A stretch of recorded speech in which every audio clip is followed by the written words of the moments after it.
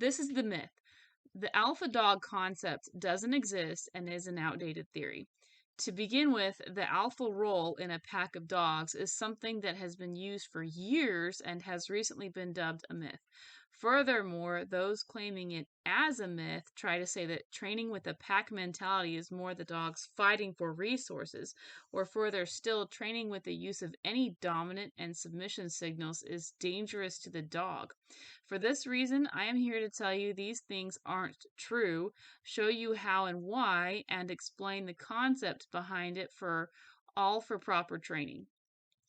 This is an article written by Audrey Fleming. She is an intern with Tackleberry Solutions. She works with trains in the canine department to prepare purebred Doberman Pinscher puppies for service, protection, or as excellent quality family pets. These dogs are personality tested and recommended for specific tasks depending upon their individual score results. First off, dogs come from a long ancestry of wolves, with 99.9% of the DNA shared between the canine species. Because of this connection, dogs will always have a pack mentality, just as wolves do. Furthermore, every pack has a social structure headed by an alpha. In fact, the ranking of the pack determines many of the actions each individual canine has. To expound, the alpha dogs are usually more confident in themselves, are extremely smart, and make great working animals. Next, under the alpha rank is the beta, and dogs that are more beta-like are somewhat confident in their abilities, but that may be less headstrong in new situations. Lastly, omegas are the lowest rank in a pack. These dogs lack any confidence in themselves. To clarify, a wolf pack in the wild runs very similarly to a family unit, with 1 to 2 alpha leaders that dictate the job to the rest of the pack. Furthermore, there are usually 2 alphas, a male and a female, that help the pack survive and thrive. But the rest of the wolves have jobs that help the pack as well. Conversely, unlike what most people think when they hear the word alpha, these lead wolves do not attack or abuse the wolves below them. As mentioned before, packs are like families. They rely on each other for survival. As a result, the alphas need to support those below them to ensure that their pups survive into adulthood, safety in numbers, and that their bloodlines continue. Indeed, this is the same in dogs. They think with a family unit look on life, with their human family as their pack. As a result, this will cause them to start ranking each member of the family from strongest to weakest.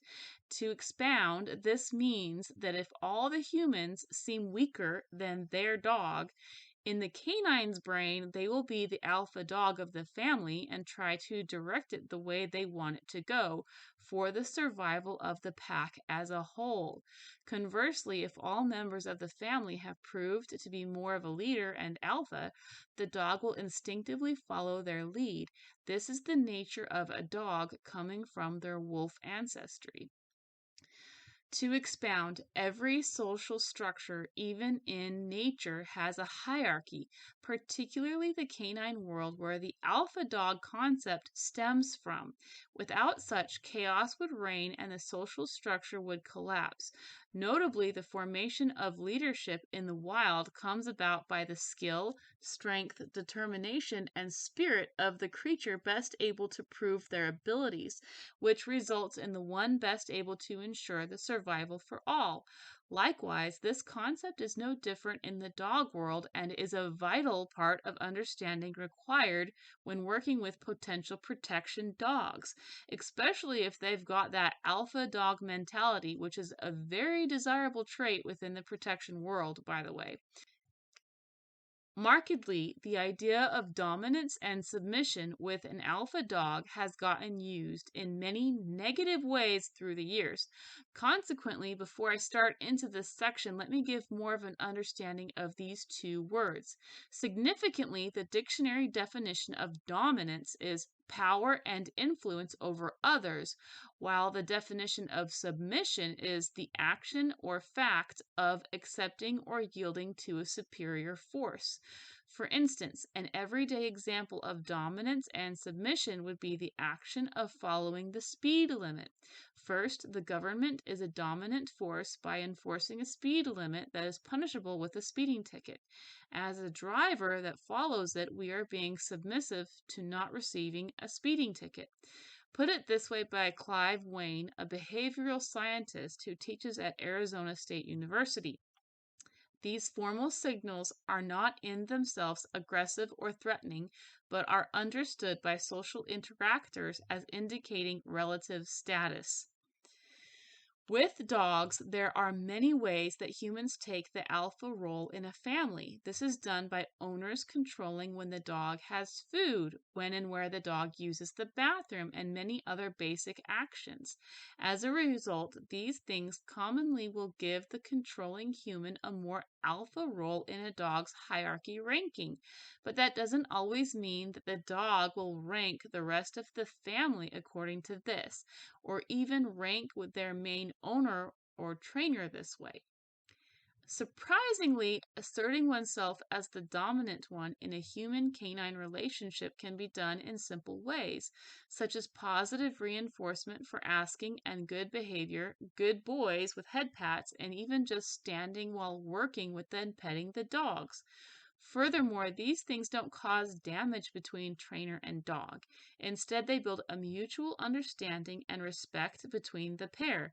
As a result, this helps your dog respond more submissively, or, in other words, respond by doing what you ask. Most importantly, having an alpha role does not mean your dog fears you. It doesn't mean you hurt your dog or they are afraid of being injured.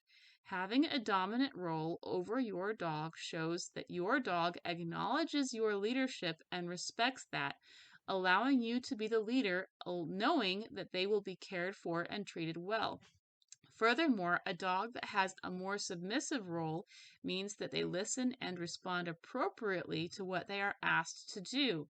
In conjunction, don't be mistaken that just because the dog views you as the alpha of the household doesn't mean that he can't have an alpha dog personality. To explain, their personality does not dictate their position.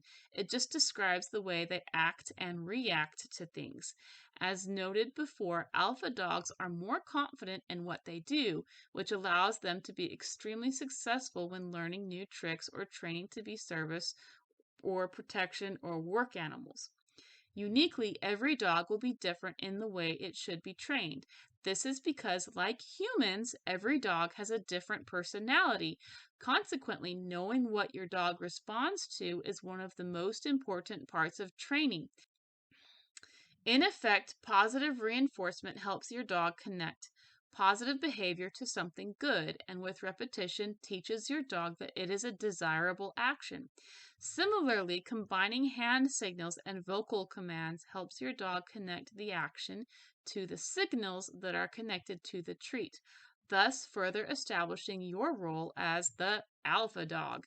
In conjunction, many young pups struggle with vocal commands at the start of training, so using hand signals is very important. Repetitions should also be used to help build your dog's confidence. Furthermore, not only should repetition be done with actions, but also with training. Alpha dogs need to have an outlet for energy and attention to prevent them from getting bored and to prevent negative outcomes from occurring.